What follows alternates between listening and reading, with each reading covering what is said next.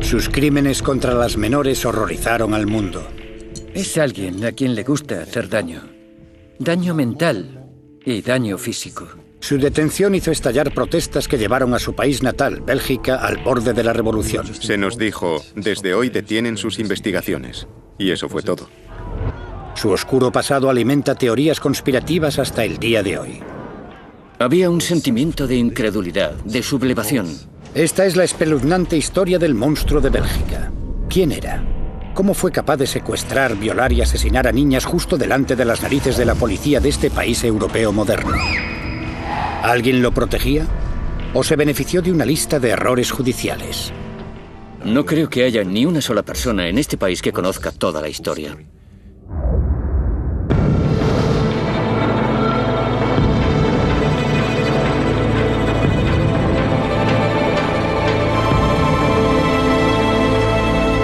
Asesinos en serie, el monstruo de Bélgica.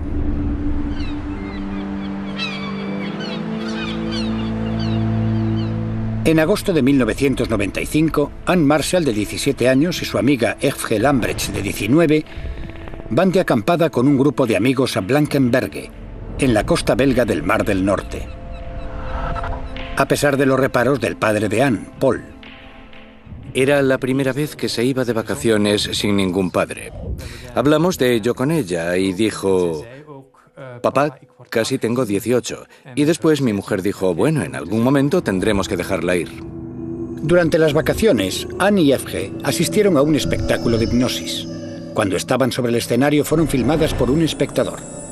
Más tarde, aquella misma noche, el padre de Anne recibe una llamada inquietante. Recibimos una llamada de uno de sus amigos y nos dijo que Anne y Eve no habían regresado del espectáculo al que habían asistido en Blankenberge la noche anterior. Estaba realmente aterrado. Algo iba mal. No tenía sentido. Cuando Paul se reúne con la policía al día siguiente, se preocupa por la aparente falta de interés de esta. Les pregunté: entonces, ¿qué van a hacer? No se preocupe, las chicas volverán. Probablemente solo estén buscando algo de aventura. Seguro que aparecerán. Estaba aturdido. Siempre había creído que la policía estaba ahí para asegurarse de que todo iba bien, de que todo funciona con seguridad.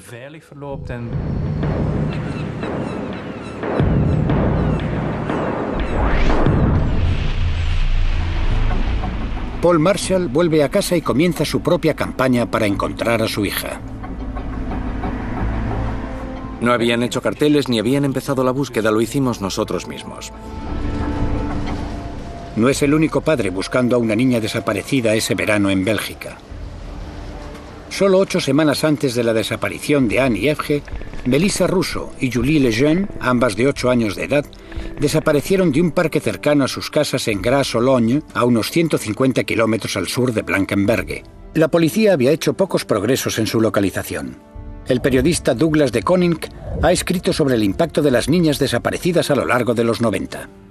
Ocurría con tanta frecuencia que desaparecieran niñas que parecía algún tipo de fenómeno con el que empezábamos a convivir. Todos los veranos desaparecía alguna niña. Niñas que desaparecían de un día para otro sin dejar ni rastro.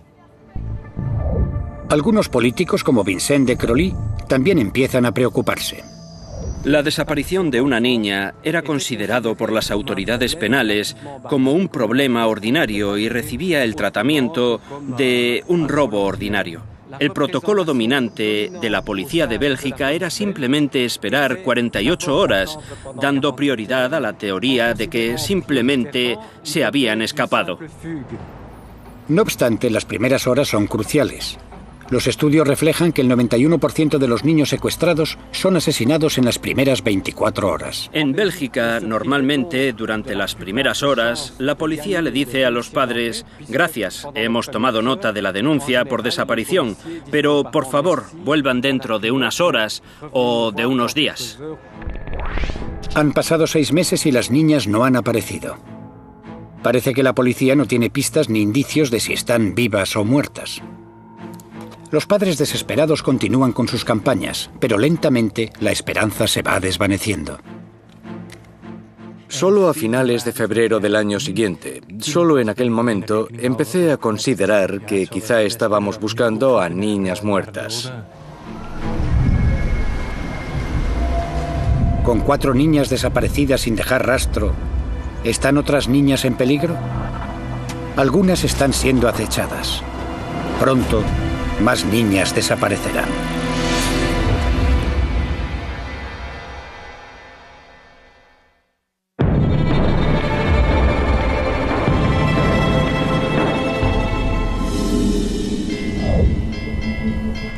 Un día de verano de 1996, Sabine Dardenne, de 12 años, recorre el trayecto hacia el colegio como de costumbre.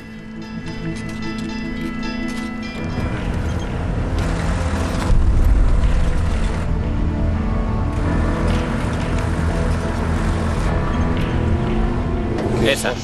Ponte a su lado. Vamos, vamos, vamos.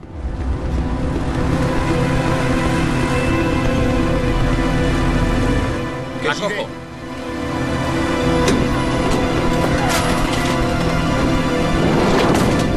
¡Quieta! ¡Písale, písale!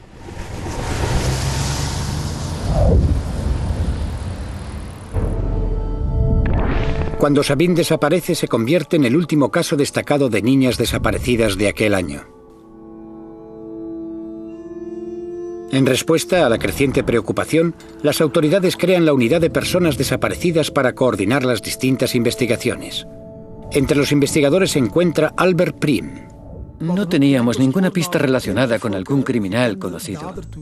Investigamos tantas pistas como pudimos, pero ninguna ofreció resultados. No era posible pensar que solo una persona podía ser culpable de todas las desapariciones. Aquello era completamente impensable, al menos en aquel momento. Pasaron 10 semanas y la desaparición de Sabine se desvanece de los titulares. Más tarde, cuando los investigadores aún luchan por encontrar alguna pista fiable, otra niña se convierte en objetivo. Leticia Deleuze, de 14 años de edad, vuelve a casa desde la piscina local de Bertrix, al sur de Bélgica. Es secuestrada a plena luz del día.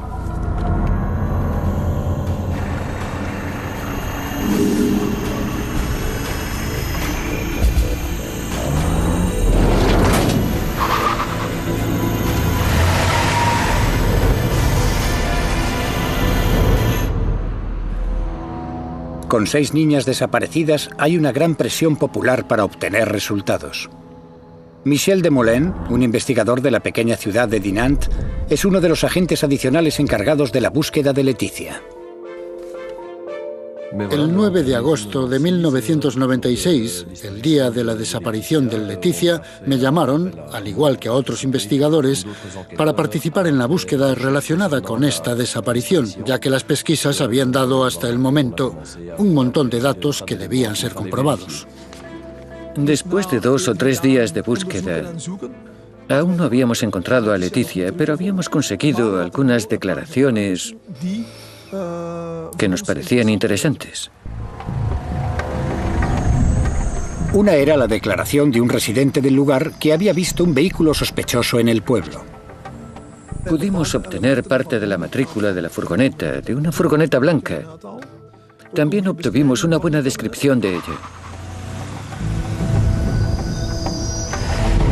Lo que nos permitió relacionarlo con alguien que encajaba bien en el tipo de perfil capaz de hacer estas cosas. La furgoneta estaba registrada a nombre de un hombre de 39 años y padre de 3 hijos, un electricista sin trabajo llamado Marc Dutroux.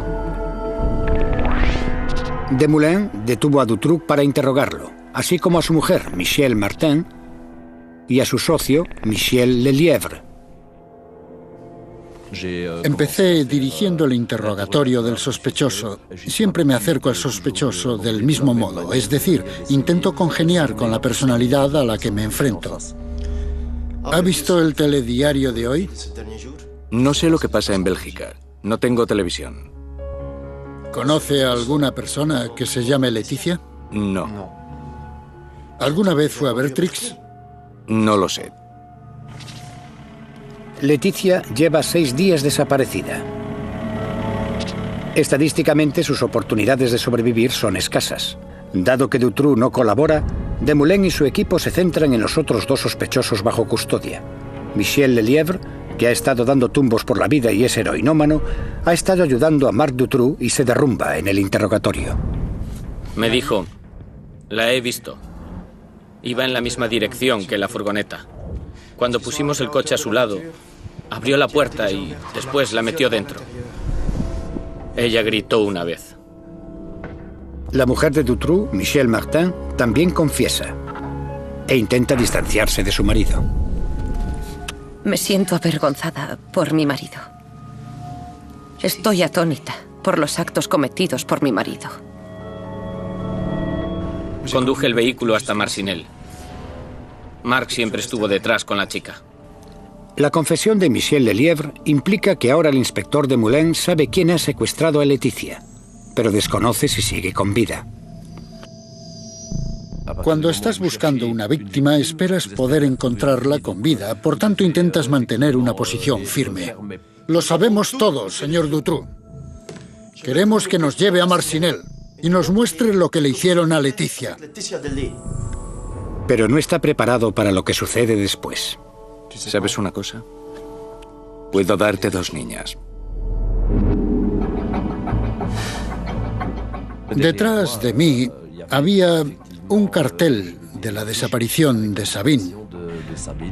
Por tanto, cuando me dijo, ¿y si hubiera otra con ella? Simplemente eché una mirada hacia atrás y dije, ¿quién? ¿Sabine? Y él contestó que sí.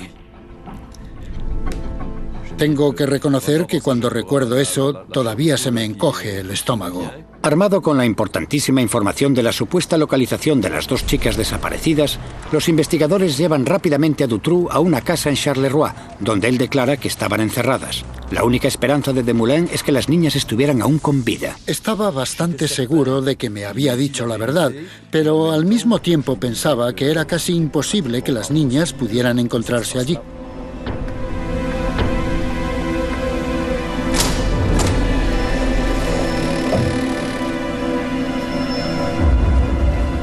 En una celda diminuta y mugrienta bajo la casa, Desmoulins encuentra a Leticia Deleuze secuestrada 6 días antes. E increíblemente también a Sabine Dardenne, todavía con vida 80 días después de su desaparición. Ambas niñas están exhaustas y aterrorizadas.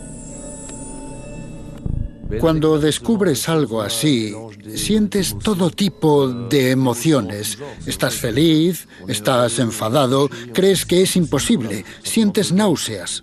Son la clase de imágenes que te acompañan durante meses.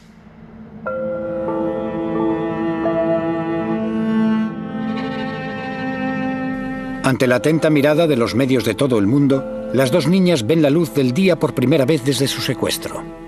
Reconocí a Leticia enseguida. Pero en un primer momento no podía creer que fuera Sabine, y no fui el único.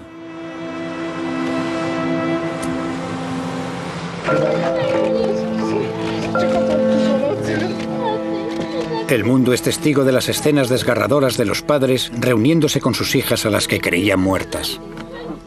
La niña no podía parar de llorar y Dutroux le había hecho creer que su familia ya no se preocupaba por ella, que la había olvidado completamente, que había dejado de existir para ellos. La mirada de estas niñas realmente daba escalofríos, incluso a un policía acostumbrado a ver muchas cosas. El haber encontrado a las niñas dio a Bélgica y a algunos padres desesperados esperanza. Me alegraba por Sabina y por Leticia, por sus padres, por sus familias, por sus amigos. Y al mismo tiempo pensé, nosotros también tenemos esperanza. Sin embargo, tras más interrogatorios, Dutroux indica a la policía la localización de las otras niñas desaparecidas durante los 2 días siguientes. La continuación de los crímenes y el abuso de las prestaciones permiten a Dutroux adquirir 7 casas que le ofrecen lugares de mala muerte para las niñas a las que secuestra. Julie Lejeune y Melissa Russo, las 2 niñas de 8 años desaparecidas juntas en junio de 1995, son encontradas enterradas en el jardín trasero de una de esas casas. Murieron de inanición, mientras él estuvo encarcelado por robo de coches. Cuando se descubrieron los cadáveres de Julie y Melissa, un terrible sentimiento de horror sacudió a todo el país. Dutroux había encargado a su mujer, Michelle Martin, que alimentara a Julie y a Melissa, pero esta declaró estar demasiado asustada para acudir al calabozo donde las tenían cerradas. El psicólogo infantil, Jean-Yves Vallée, opina sobre el caso. Cree que la personalidad de la mujer de Dutroux puede haber desempeñado un papel en los terribles crímenes de su marido. Creo que Michelle Martin era una mujer masoquista pasiva y opino que le tenía mucho miedo. Para mí, ella también es responsable por no haberlo denunciado, por no haberlo entregado. Pudo haberlo hecho de forma anónima si tanto miedo tenía, pero no lo hizo. 17 días después de su primera confesión, Dutroux dirige a la policía a una propiedad en el pueblo de Jemelle, donde los investigadores encuentran los cadáveres de Anne Marshall y F.G. Lambrecht, que habían desaparecido durante sus vacaciones hacía más de un año. Las chicas habían sido drogadas y enterradas vivas. Para Paul Marshall, la búsqueda de su hija ha terminado. Por supuesto, fue muy doloroso cuando lo supimos. Es difícil aceptarlo en ese momento. Sabes que ya no van a sufrir más, que ya no están ahí. Y, aunque no te alivia, tienes que aprender a vivir con eso.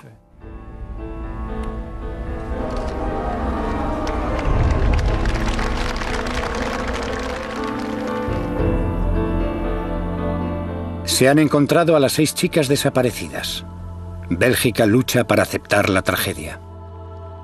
Por todo el país había mucha angustia, mucha rabia, mucha tristeza e incomprensión. El país se enfrentaba al mal, a la matanza de la inocencia. Los padres no volverían a dejar salir a sus hijos a la calle. Una vez bajo custodia, los psicólogos no consiguen evaluar la personalidad del hombre que ha confesado cometer crímenes terribles.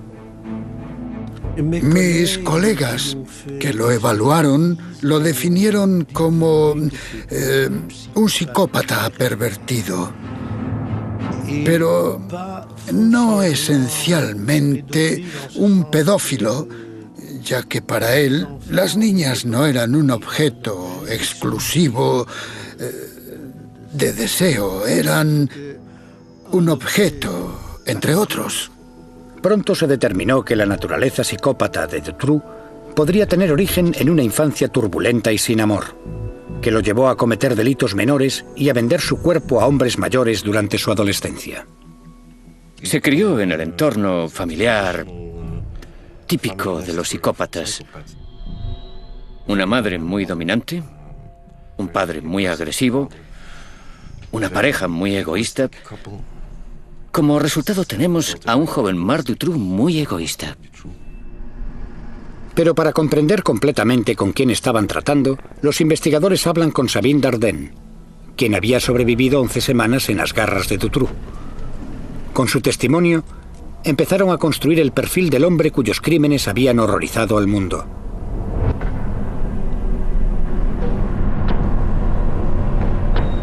Tras ser secuestrada de camino al colegio, Sabine fue llevada a una casa en Marcinelle, un barrio periférico de Charleroi, el corazón industrial y en decadencia de Bélgica.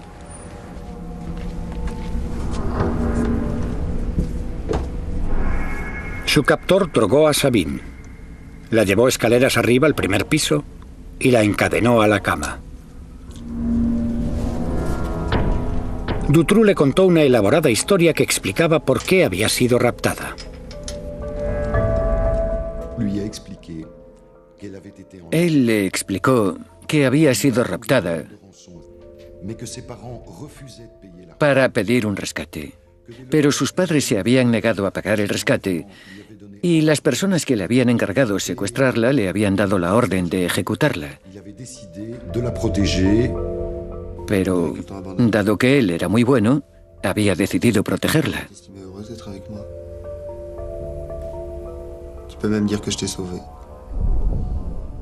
A cambio de esa protección, ella debía concederle algunos favores, y todo el mundo entiende lo que eso significa.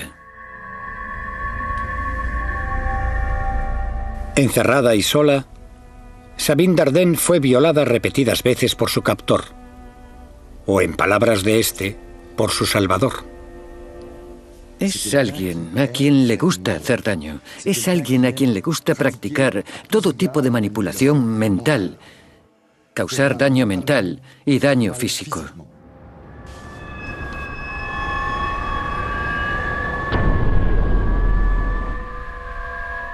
Mientras pasan las semanas, Sabine es llevada a una celda construida ex professo, de 1 metro de ancho y 3 de largo.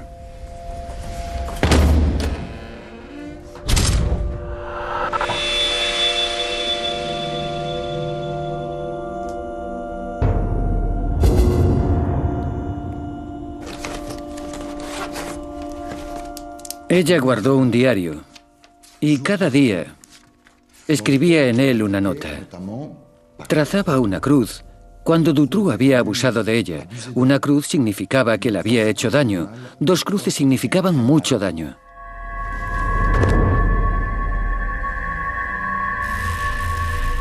El captor de Sabine le permitía escribir cartas y le prometía que se las enviaría a sus padres. Prometo ser menos egoísta y hacer mis tareas, ayudar más, tener mejor carácter. Estoy segura de que veréis que he cambiado.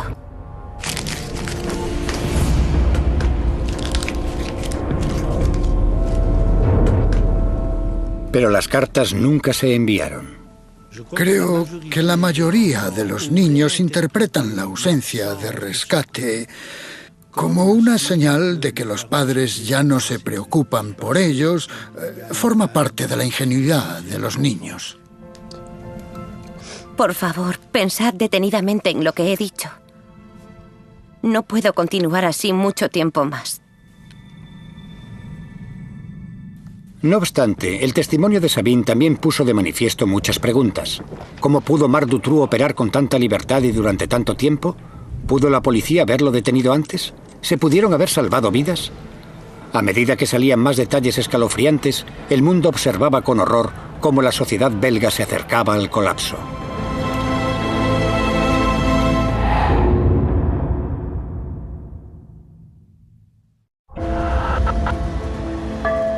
En agosto de 1996, Sabine Dardenne, de 12 años de edad, y Laetitia Deleuze, de 14 años, fueron rescatadas del sótano situado bajo una casa en ruinas al sur de Bélgica.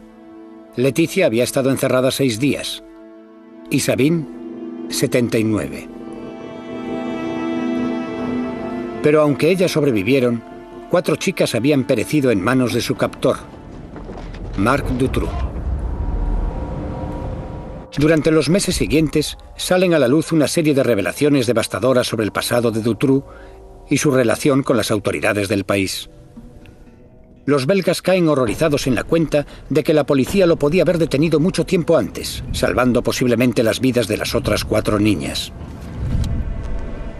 El nombre de Marc Dutroux estuvo bajo sospecha en menos de 2 semanas tras la desaparición de Julie y Melissa. Por tanto, la policía tenía toda la información con la que podía soñar. Las condiciones para arrestar a Marc Dutroux se dieron muchos meses antes de su arresto. Los secuestros que siguieron a la desaparición de Julie y de Melissa podrían haberse evitado. Estamos completamente seguros de que Dutroux podría haber sido arrestado. La información sale a la luz. En 1989, 6 años antes de la desaparición de Julie Lejeune y Melissa Russo, Dutroux y su mujer fueron condenados por el secuestro y violación de 5 niñas. Dutroux salió en libertad en 3 años pese a ser una condena de 13 años de prisión. Era completamente previsible que este hombre sufriría una recaída.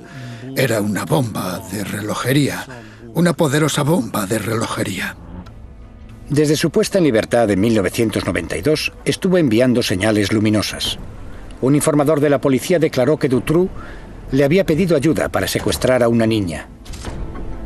Incluso la propia madre de Dutroux dio el chivatazo a la policía de que era posible que su hijo escondiera a niñas en su casa.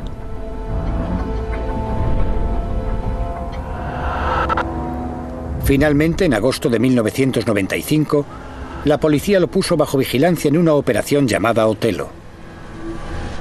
Se escondió una cámara en un vagón de tren enfrente de su casa de Marcinelle. Esta cámara estaba enfrente de la casa la noche en que Anne y Evge fueron raptadas. El problema fue que Dutroux escogió llevar a cabo los secuestros durante la noche y la policía había apagado la cámara a las 6 de la tarde. Después de eso nos dijeron que, por motivos de operatividad, la cámara solo se encendía de 8 de la mañana a 6 de la tarde, más o menos. Esto es muy inteligente si quieres coger a un pedófilo que secuestra a niñas. El agente al mando de la operación Otelo, René Michaud, visitó la casa en diciembre de 1995. Dutroux había sido investigado sobre los coches robados y ese era el momento oportuno para inspeccionar su casa. También estaba presente un cerrajero, Alain Lejour, que acompañaba a la policía en su investigación. ¿No ha escuchado unas voces de niños? De repente escucharon voces de niños. Escuchó voces y empezó la conversación con... ¿Escuchó eso? No, son los niños de la calle. No, se escuchan aquí, están aquí dentro. Silencio. ¿Quién es el policía aquí? Venga, vamos. El cerrajero dijo, escuché voces y está claro que proceden de ahí, a 2 metros de donde estamos. Las voces eran de Melissa Russo y de Julie Lejeune. 3 meses más tarde, estaban muertas. No olvidemos que la desaparición de Melissa y Julie era la noticia principal de Bélgica. Era la prioridad de la policía. O al menos eso nos dijeron. Michaud encontró videocasetes durante su registro. No vieron las cintas. Más tarde la explicación fue que no tenían un aparato de vídeo. En una de esas cintas podemos ver a Marc Dutroux construyendo la jaula. La explicación de dónde estaba y de cómo la había construido estaba en el vídeo. Solo tenían que ver la cinta, pero no tenían un vídeo. Una vez más es la versión oficial. Lo siento, no me lo trago. René Michaud siempre declaró que la puerta del calabozo estaba tan bien escondida que le fue imposible darse cuenta de su verdadera importancia. Una declaración respaldada por otros investigadores que habían estado en la casa. El espacio en el que las niñas habían sido confinadas era difícil de encontrar porque había colocado estanterías delante de la puerta. Estaban llenas de caja, de basura, todo amontonado. Por tanto, nadie podría haber sospechado que detrás de la pared se había construido una celda para esconder a las niñas en ella. No puedo concebir a un investigador que no pusiera todo de su parte en la búsqueda de una niña. Michaud, quien murió en enero de 2009, mantenía que su fracaso a la hora de encontrar a las niñas le atormentaba. Otros son escépticos. Para aceptar la palabra incompetencia, lo siento, hay un límite en lo que se puede considerar incompetencia. Toda Bélgica estaba buscando a las niñas y René Michaud conocía el pasado de Dutroux como violador de niñas. Sabían que estaba construyendo escondites sospechosos en algunas de sus casas y con todas esas sospechas, por alguna razón incomprensible, no arrestaron a Marc Dutroux. Los belgas empiezan a preguntarse si Marc Dutroux está siendo protegido por alguien importante del Estado.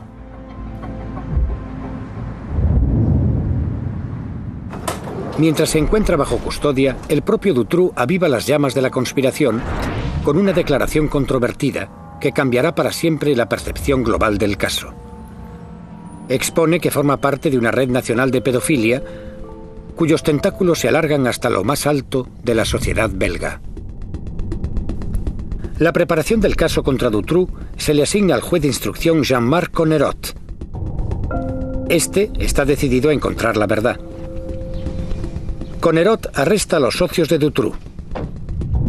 Uno de ellos es Michel Nioul, un bien relacionado hombre de negocios bruselés y dueño de un pub. Forma parte de las orgías de Bruselas de principios de los 80. Es la clase de tipo que cuenta historias sobre cintas que le permitieron extorsionar a un ministro que estaba involucrado en algún tipo de crimen. En una primera apelación pública aparecen 11 víctimas anteriores de Dutroux.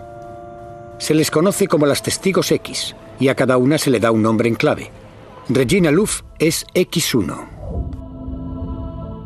Lo vi en la televisión y a toda esa gente gritándole. Fue una experiencia muy extraña para mí.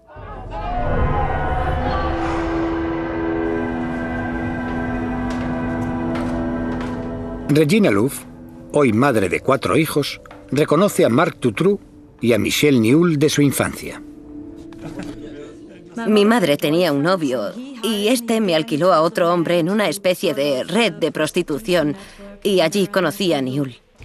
Estas fiestas eran organizadas por otros pedófilos y allí cogían a una, 2, varias niñas y... ellos tenían relaciones sexuales con ellas, por supuesto, o les sacaban fotos o vídeos, o hacían películas, de todo. La gente que iba a esas fiestas eran los grandes hombres de negocios y también había políticos. El que acompañaba a Nihoul a esas fiestas, de acuerdo con Regina, era Marc Dutroux. Si esta historia es cierta, parece que Conerot ha tropezado con la prueba de que existe una red de pedofilia en la que Dutroux, Nihoul y gente poderosa de la sociedad belga están involucrados. Rudy Hoskens debe investigar las declaraciones de Regina Louf. Habló de mucha gente, gente importante de Bélgica. Podía ser gente de la política, grandes empresarios, gente de ese tipo, también policías. Es difícil decir cuál fue la primera impresión. Era una mujer joven, con algunos problemas mentales, a decir verdad. Son escépticos. Creo que es lógico. Pero lo único que les pedí fue que hicieran su trabajo y buscaran pistas.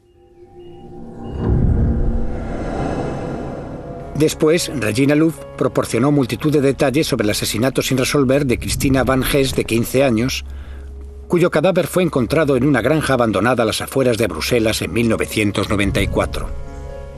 Encontramos pruebas en el expediente del asesinato sobre la autopsia que corroboraban su historia.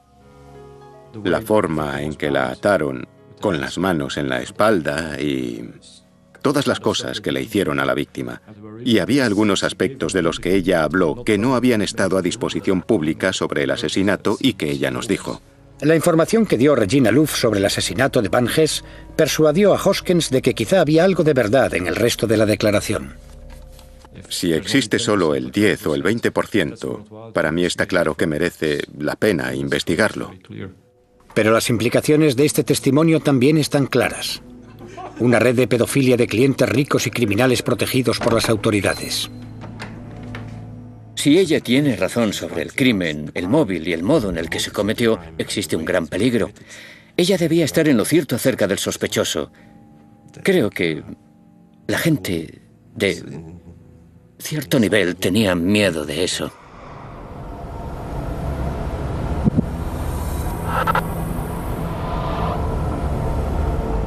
Sin embargo, la investigación del juez Conerot sobre la declaración de Regina Louf de la existencia de una poderosa red de pedofilia se paraliza de repente.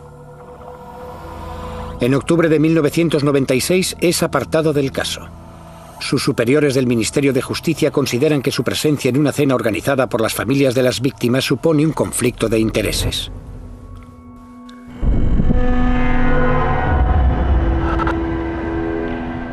Rudy Hoskens y el equipo que trabaja con las testigos X son convocados por el Departamento de Justicia. En aquella reunión se nos dijo, desde hoy detienen sus investigaciones. Y eso fue todo. Estábamos yendo demasiado lejos para alguna gente. No me preguntes quién, no tengo ni idea, ni por qué, tampoco lo sé.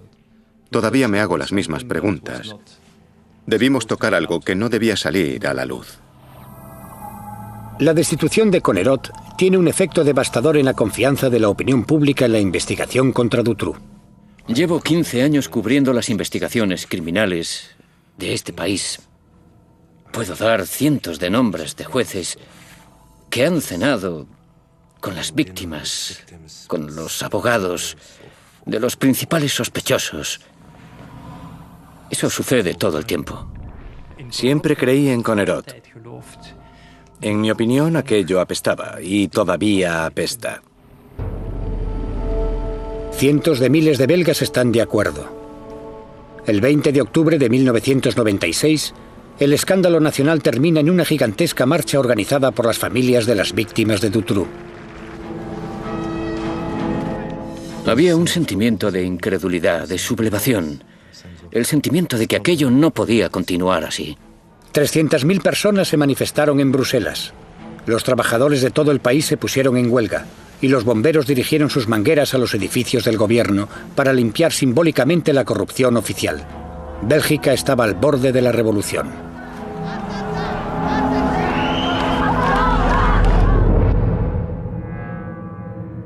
Mientras tanto, el hombre que empezó todo es una pieza minúscula de una conspiración criminal mucho mayor.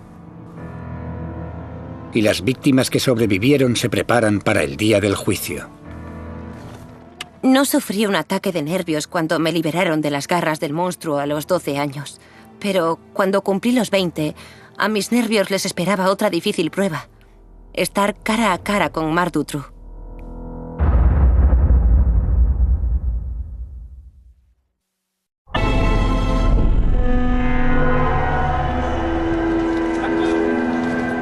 En 2004, Sabine Dardenne y Laetitia Deleuze asisten al juicio del hombre que las mantuvo encerradas en una celda. En el banquillo con Marc Dutroux están su exmujer, Michel Martin, y sus presuntos cómplices, Michel Nihoul y Michel Lelièvre. Se tardó 8 años en llevar a Dutroux a juicio. Oficialmente, porque las autoridades habían pasado años investigando cientos de pistas sobre la red de pedofilia que la policía está convencida de que no existe. Uno piensa que el juicio tendrá lugar en el 98 o 99. Algunos soñadores hablan del 2000. No. En 2004, debido a los callejones y pistas sin salida a los que llegó la investigación. Sabine Dardenne estuvo encerrada 79 días en la celda de Dutroux en 1996. Finalmente, 8 años después, tiene la oportunidad de enfrentarse a él. Dutroux es un pervertido. Dutroux es un depredador. Dutroux es un monstruo. Ella quería enfrentarse a él. Quería preguntarle, ¿por qué diablos no me mataste? Pregunta a la que Dutroux no tuvo el valor de darle una respuesta. Pero esa no es la única pregunta sin respuesta del juicio. Los belgas están divididos en si Dutroux es un depredador solitario o si forma parte de una red de pedofilia dirigida por su codemandado, Michel Nihoul. Creo que Dutroux no fue el único que asesinó a mi niña. Creo que la policía y el sistema jurídico comparten la culpa. Sin embargo, muchas voces que podrían arrojar luz al caso no están en el juicio, lo que alimenta las sospechas de que se está encubriendo algo. Hay mucha gente que podría haber desvelado la verdad, que murió justo después del arresto. Joseph Stepper es un informador de la policía que asegura tener información relevante sobre Dutroux. Muere 2 días antes de reunirse con su contacto. Su familia cree que fue envenenado. Jean-Paul Taminiaux es una figura relevante de los barrios bajos de Charleroi y desapareció justo cuando supuestamente iba a hablar con la policía. Se recuperaron partes de su cuerpo del canal el día que Dutroux fue arrestado. François Reiskens le dijo a un amigo que había visto a Melissa Russo viva en Holanda. Antes de que se lo pudiera contar a la policía, fue asesinado en una línea de ferrocarril. En total, 20 personas relacionadas con el caso mueren en circunstancias sospechosas. Tampoco aparece Regina Louf, cuyas declaraciones a la policía en 1996 parecían probar la existencia de una red de pedofilia con ricos clientes involucrados y dirigida por Michel Nihoul. No obstante, la investigación policial de las declaraciones de Regina fue abandonada en 1997. Todavía nos planteamos la misma pregunta. ¿Por qué? Hacíamos nuestro trabajo, éramos objetivos. ¿Por qué diablos nos detuvieron? Ella fue interrogada por un segundo equipo de investigadores y su testimonio fue desestimado. Me dijeron a la cara que ya no me creían, que estaba mal de la cabeza y que solo quería atención. En 2004, la personalidad y el testimonio de Regina Louf son tremendamente cuestionados. Se cuestionan sus motivos y su estado mental y la prensa la califica de mentirosa patológica. Las fantasías son mejores que la realidad. En el caso de Dutroux, que yo sepa, las testigos X no aportan nada en absoluto, absolutamente nada. No es tan difícil hacer parecer a una víctima alguien desequilibrado. Simplemente señalas a la víctima o a la testigo y dices que miente, que es una maníaca o algo así. En contraste, Laetitia Deleuze y Sabine Dardenne mantienen que Marc Dutroux fue el único que abusó de ellas. La única persona viva que ha permanecido bajo las garras de Dutroux durante 80 días es Sabine Dardenne. Y Sabine Dardenne declara que solo vio a Marc Dutroux. Entonces, ¿dónde está la red? Alguien que actúa en nombre de una red enorme y poderosa para vender a niñas no llevaría a cabo los secuestros en una furgoneta destartalada registrada a su nombre. Y después mantendría el producto en su sótano sin lanzarlo al mercado durante 80 días. No tiene sentido. Dutroux nunca ha ofrecido ningún detalle sobre la red para la que declaraba trabajar. Podría ser útil que dijera trabajo para una organización de la que pudiera dar por lo menos un número de teléfono, su contacto en esa organización. No lo hizo. El 17 de junio de 2004, Marc Dutroux es declarado culpable del secuestro y violación de 6 niñas y del asesinato de 4 de ellas. Se le condena a pasar el resto de su vida entre rejas. Su cómplice y conductor, Michel Lelièvre, es declarado culpable de secuestro y se le condena a 25 años de cárcel.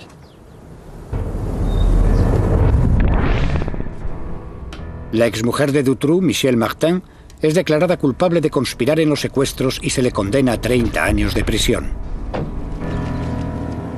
El empresario Michel Nihoul es condenado por delitos de tráfico de estupefacientes, pero es absuelto como cómplice de Dutroux. Por tanto, oficialmente no existe una red de pedofilia, ni clientes poderosos, ni un encubrimiento por parte de las autoridades. La investigación prueba que Marc Dutroux actuó solo. No hemos encontrado ni un solo elemento, ni durante la investigación ni más adelante, que indique la existencia de una red en el pasado o en el presente en este país. Pero no todo el mundo está satisfecho. No creo que nunca lleguemos a conocer la historia completa. No creo que haya una sola persona en este país que conozca toda la historia. Las preguntas de si Marc Dutroux actuó solo o si formaba parte de una red criminal mayor nunca han sido resueltas. Es obvio que podría haber sido arrestado mucho antes. Está claro que Julie y Melissa podrían haber sido salvadas, al igual que las víctimas posteriores. La pregunta siempre será si se trató simplemente de mala suerte o si hubo otras circunstancias. Un informe parlamentario belga acusa a la policía de ineptos e ineficaces.